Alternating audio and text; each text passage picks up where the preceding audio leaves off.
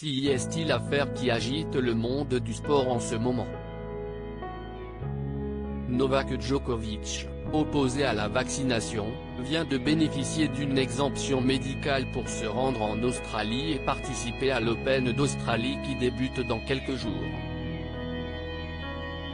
Actuellement bloqué à l'aéroport de Melbourne pour avoir fourni le mauvais visa, le tennisman est au cœur d'un véritable imbroglio qui est monté jusqu'aux plus hautes sphères politiques du pays.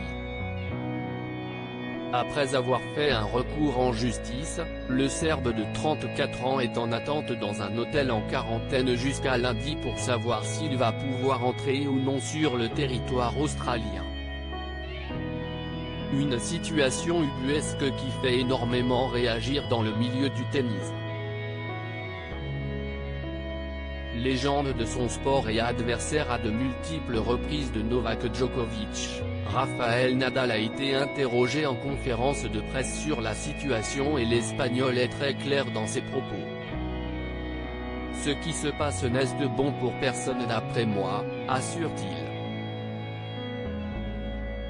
Visiblement triste devant cette affaire qui fait forcément une mauvaise publicité à son sport, le sportif de 35 ans a du mal à comprendre l'attitude du Serbe. Chacun doit faire ce qui paraît bon pour lui. Mais il y a des règles.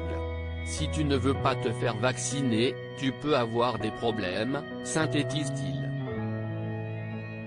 Il a fait ses choix. Chacun est libre de ses choix, mais, derrière, il y a des conséquences si l'on ne sait toujours pas à l'heure actuelle si Novak Djokovic pourra participer au premier grand chelem de la saison. Pour Rafael Nadal, le mari de Jelena ne peut s'en prendre qu'à lui-même. Je pense que, s'il le voulait, il aurait pu jouer ici en Australie sans souci. Il a fait ses choix. Chacun est libre de ses choix, mais, derrière, il y a des conséquences, lance-t-il avant de conclure, évidemment, la situation ne me plaît pas. D'un côté, je suis désolé pour lui. Mais de l'autre, il connaissait les conditions depuis des mois.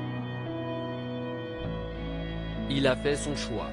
Désormais dans la tentée de savoir s'il pourra participer ou non à l'Open d'Australie, Novak Djokovic sait en tout cas qu'il ne pourra pas vraiment compter sur le soutien de Rafael Nadal dans sa lutte contre la vaccination.